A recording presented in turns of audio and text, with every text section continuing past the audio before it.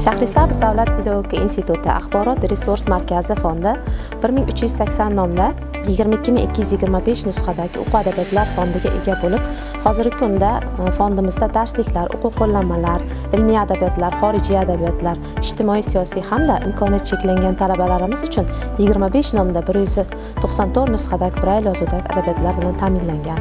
Institut professor o'qituvchilari tomonidan 172 nomdagi o'quv va ilmiy adabiyotlar axborot resurs markazi fondida saqlanib kelmoqda. Axborot resurs markazidan professor o'qituvchilar, doktorantlar, magistrlar, yosh tadqiqotchi talabalarimiz uchun EBSCOhost, ProQuest, Web of Science kabi xalqaro ma'lumotlar bazalaridan bepul foydalanish imkoniyati yaratilgan.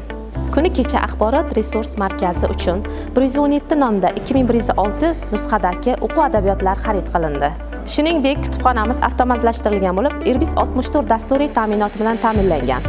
Dasturiy ta'minotda fondimizda mavjud bo'lgan o'quv va ilmiy adabiyotlarning to'liq matni joylab kelinmoqda. Bundan tashqari, Oliy ta'lim fan va innovatsiyalar vazirligi tomonidan UniLibrary yagona elektron kutubxona platformasi yaratilgan bo'lib, platformaga bugungi kunda 1248 nomdagi o'quv adabiyotlar joylangan. Ushbu platformadan professor, o'qituvchilar, talabalar Xemsdagi login parollar orqali to'g'ridan-to'g'ri kirib foydalanish imkoniyati mavjud.